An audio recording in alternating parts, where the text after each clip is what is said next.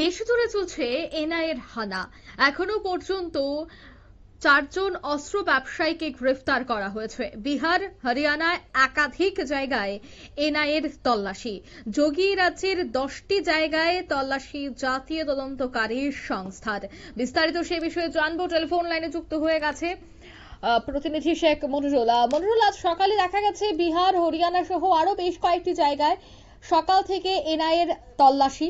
এখনো পর্যন্ত 4 জন অস্ত্র ব্যবসায়ীকে গ্রেফতার করা হয়েছে। পরবর্তী আর কোনো আপডেট কি রয়েছে?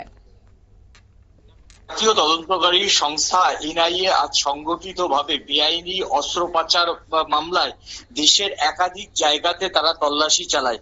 যেটা জানা যাচ্ছে যে এনআইএ আজ 22টি দল দেশের বিভিন্ন জায়গাতে কিন্তু হানা দিয়েছে। এনআইএ এখনো পর্যন্ত 3টি রাজ্যের কথা তারা জানিয়েছে। একটা হচ্ছে বিহার, একটা হচ্ছে হরিয়ানা, আর একটা হরিয়ানা এবং উত্তরপ্রদেশের কথা তারা মোটামুটি ভাবে কনফার্ম করেছে। এবং 3টি রাজ্য জুড়ে বিভিন্ন জায়গায় ব্যাপক অভিযান চালিয়ে এখনো পর্যন্ত যেটা জানা যাচ্ছে সর্বোচ্চ 4 জনকে গ্রেফতার করেছে বলে তারা লাস্ট আপডেটে জানিয়েছে। মোট 22টি দল এখনো পর্যন্ত তাদের এই অভিযান অব্যাহত রেখেছে। মোটামুটি যেটা এনআইএ সূত্রের খবর, বিহারের নালন্দা, বিহারের শেখপুরা এবং পাটনার মোট 7টি জায়গাতে এই হানা চলছে। উত্তরপ্রদেশের ওরাইয়া জেলার 13টি জায়গাতে এই এনআইএ এর হানা অব্যাহত। এবং হরিয়ানার কুরুক্ষেত্র জেলার 2টি জায়গাতে এনআইএ এর যে তল্লাশি অভিযান, সেই তল্লাশি অভিযান জারি রয়েছে।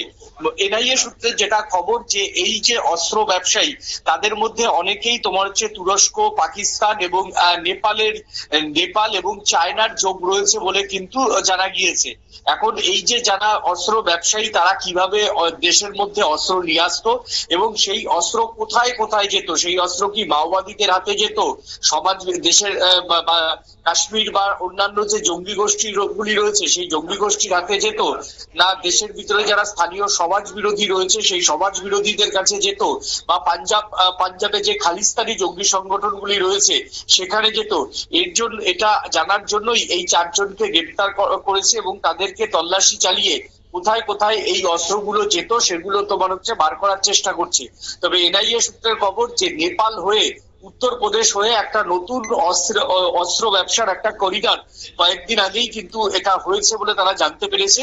এবং সেখানে উত্তরপ্রদেশের বেশ কয়েকজন আতিক আহমেদ, বর্তমানে তিনি উত্তরপ্রদেশের জেলে বন্দী রয়েছেন, এই আতিক আহমেদের নেতৃত্বেই এই রুটটা তৈরি হয়েছিল বলে মূলত জানতে পেরেছেন এনআইএ এর আধিকারিকরা।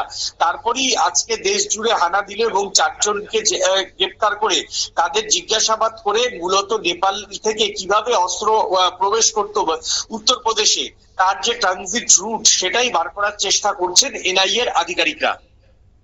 একদমই, ধন্যবাদ। অর্থাৎ এনআইএর আধিকারিকরা তারা কিন্তু তল্লাশি চালাচ্ছে এবং এই তল্লাশি চলাকালীন যোগী রাজ্যের 10টি জায়গায় দেখা গেছে যে অভিযান চলেছে। অন্যদিকে 4 জন অস্ত্র ব্যবসায়ীকেও গ্রেফতার করা হয়েছে। তাদের বিরুদ্ধে কি পদক্ষেপ গ্রহণ করা হয় সেটা তো অবশ্যই দেখার। তবে একের পর এক এনআইএর হানা রীতিমতো কিন্তু দেখা যাচ্ছে যে সকাল থেকেই চলছে।